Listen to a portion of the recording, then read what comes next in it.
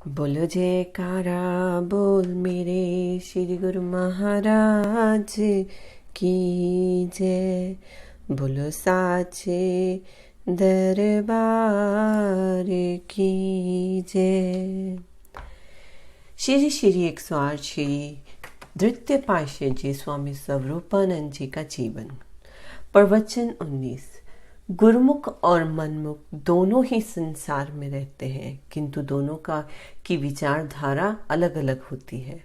मनुष्य ने अपने मन को गुरु माना हुआ है और दिन रात मन की आज्ञा का पालन करता है। माया में लिप्त जीवों का मन ही गुरु है। जो मन का कहना मानते हैं वह मनमुख है। 84 लाख योनियां भी मन का कहना मानने पर ही मिलती है। वह लोग मन का कहना मानकर नरकों का सामान इकट्ठा करते हैं, परंतु जो गुरुमुख होते हैं वह सतगुरु की आज्ञा श्री मौज अनुसार सब काम करते हैं। गुरुमुख पुरुष मन की बिल्कुल भी परवाह नहीं करते, क्योंकि मन का कहना मानने से हानि ही हानि है, और ये हानि साधारण नहीं। मनुष्य से सांप गधा घोड़ा बन जाना कितना बड़ा नुकसान है, इसे प्रत्येक जीव नहीं समझ सकता।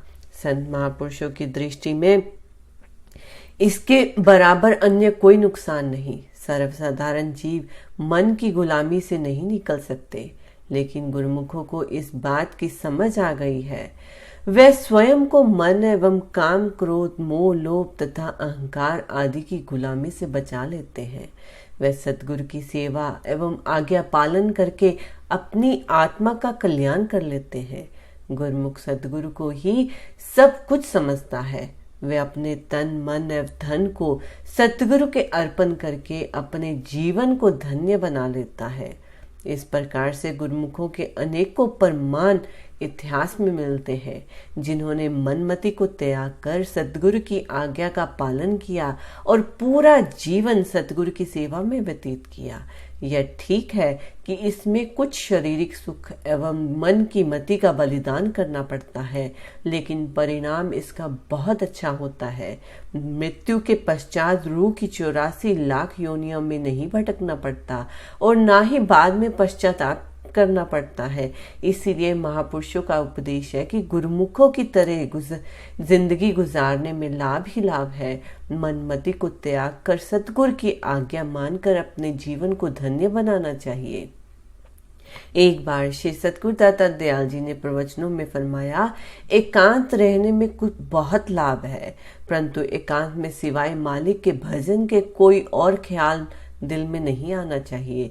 यदि कोई मनुष्य केवल शारीरिक रूप में स्वयं को एकांत कर लवे और मन में दुनिया भर के ख्याल भरे हुए हो, कल्पना कलेश से मन अशांत हो, उसको एकांत सेवन का कोई लाभ नहीं।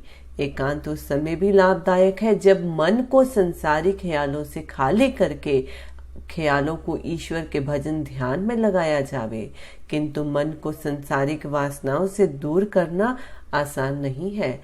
जब तक स्वयं के संत सतगुरु की चरण शरण प्राप्त ना कर ली जाए, तब तक संत सतगुरु जीव को संसारिक इच्छाओं को दूर करने की युक्ति नहीं बताते।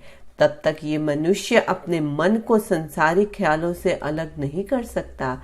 यदि शरीर को दुनिया के धंधों से अलग कर भी लिया जाए और मन दुनिया की वासनाओं में उलझा रहे, तो इस तरह यदि कई वर्ष भी गुजर जाए तो संत सत्पुरुषों की दृष्टि में कोई भी लाभ नहीं है, क्योंकि भजन अभ्यास में सफलता जो मन के लगने से होती है वह प्राप्त ना हो सकेगी। शरीर को एकांत में रखने पर भी मन कोरे का कोरा रहा। वह मनुष्य तेली के बेल की तरह है, जिसकी आंखें बंधी है और जो सुबह से शाम तक चलता रहता है और अपने मन में ये सोचता है कि मैंने काफी सफर तय कर लिया, मगर आंख खुलने पर वह वहीं पर होता है। इस तरह से शरीर को अलग रखने का हाल है। मन के अंदर संसार के ख्याल भरे हुए हों और मन भी शांति की और आनंद की प्राप्ति करने की इच्छा रखे।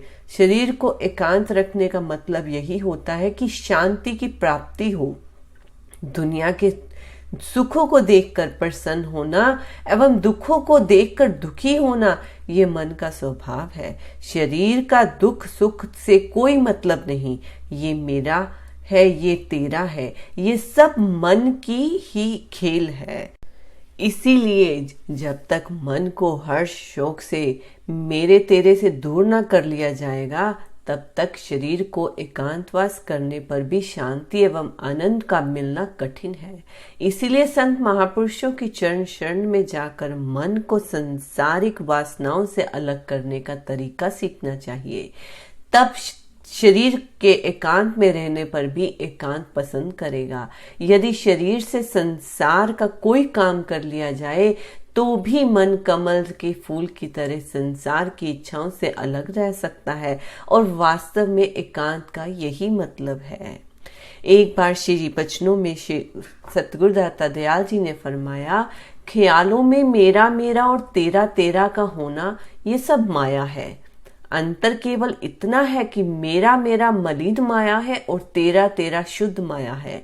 एक लोहे की बेड़ी है तो दूसरी सोने की बेड़ी, परंतु है दोनों बंधन का कारण। चाहे मनुष्य कितनी भी विद्या क्यों ना पढ़ ले, कितना ही चतुर क्यों ना हो और अपने को बहुत बुद्धिमान समझता हो, संसार के काम करने में कितना भी निपुण क्यों ना हो, यदि अपने दिल से मेरे तेरे के ख्यालों को दूर ना कर सका, मेरी तेरी की अज्ञानता के चक्र से स्वयं को नहीं बचा सका, तो उसकी समझ केवल शरीर तक की है। जिज्ञासु को इन दोनों से ऊपर उठना है। मैं और तू को त्यागना ही उत्तम भक्ति है। परम संत श्री कबीर साहब जी का कथन है, मोर तोर की जेवरी बटिबा दास संसार, दास कबीरा क्यों बदे जाके नाम आधार। मेरे तेरे को दूसरे शब्दों में आपा भाव भी कहते हैं। मन का आपा भाव बिना सतगुरु के उपदेश के जीव स्वयं दूर नहीं कर सकता। जिस तरह गंदी नाली का पानी गंगा जी में मिलकर गंगा रूप हो जाता है, इसी तरह से जीव भी जब तक सतगुरु की आज्ञा एवं मौज में अपने आपा भाव को समर्पित नहीं कर देता, तब तक इसका निस्तार नहीं। सतगुरु ही जीव के आपा भाव को दूर करके जीव को आनंदमय तथा सुखरूप बना देते हैं, जिससे मेरे तेरे का झगड़ा सदा के लिए दूर हो जाता है। प्रवचन 22। जो वस्तु जिस जगह रखने के योग्य होती है या जहां उसके रखने का स्थान नियत है, वहां ही वह वस्तु शोभा देती है। उदाहरणतः कपड़े अलमारियों में, आभूषण डिब्बों में बंद करके तालों में तथा रुपए तिजोरियों में रखने में शोभा देते हैं। पानी अपनी जगह, आग अपनी जगह तथा खाने पीने की वस्तुएं अपनी जगह पर सुहाती हैं। मतलब ये कि घर में जो भी सामान होता है, सबको उचित स्थान पर रखने में ही घर की सुंदरता होती है और सबको आराम मिलता है।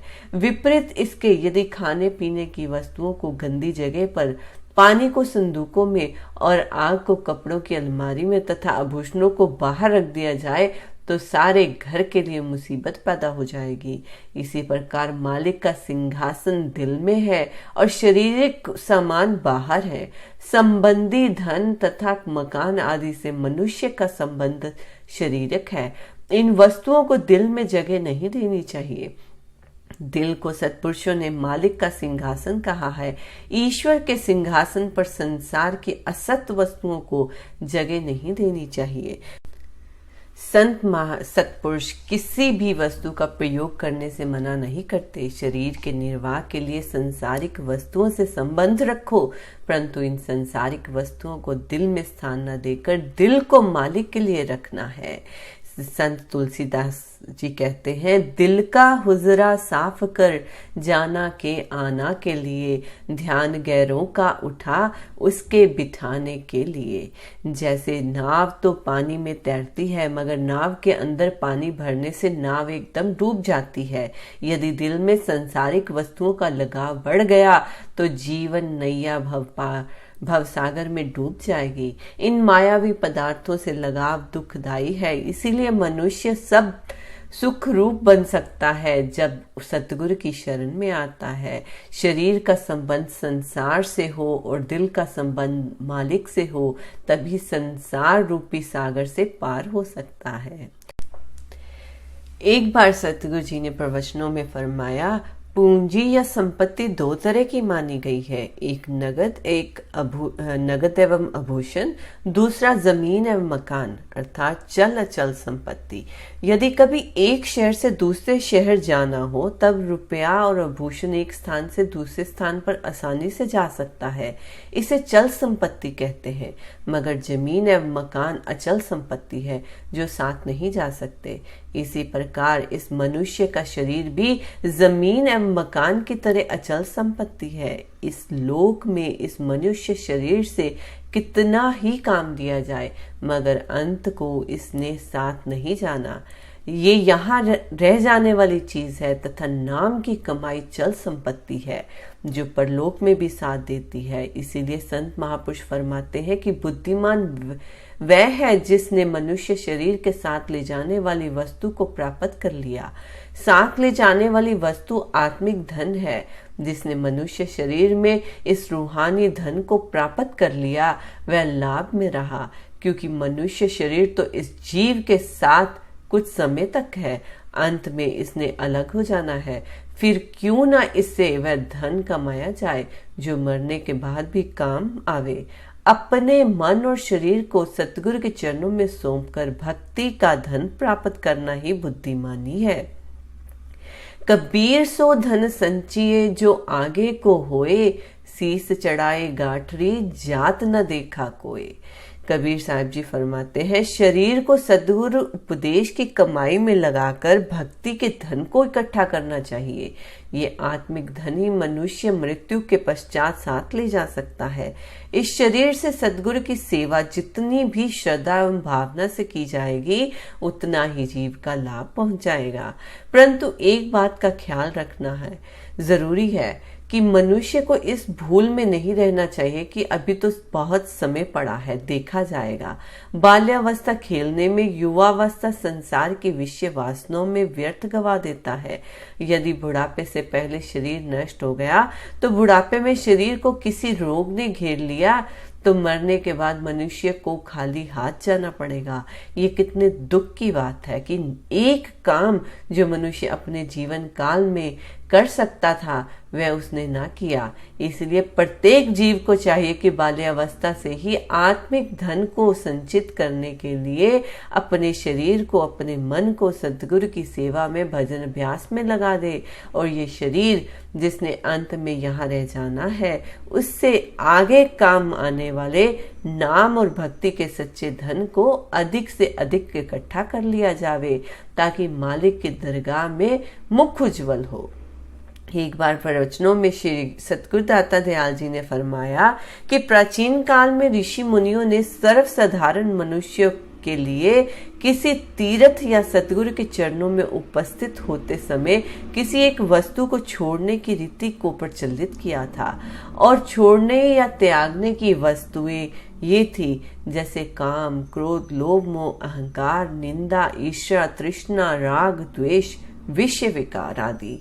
अर्थात तीर्थों पर जाकर अपने मन में ये दृढ़ संकल्प किया जाता था कि आज के बाद मैं क्रोध नहीं करूंगा। इस प्राण के लिए उन्हें चाहे कितना ही नुकसान पहुंचता वह क्रोध नहीं करते थे। इस तरह से जो भी विकार तीर्थों पर छोड़ा जाता उससे उनकी आत्मा में निर्मलता आती और पवित्रता बढ़ती।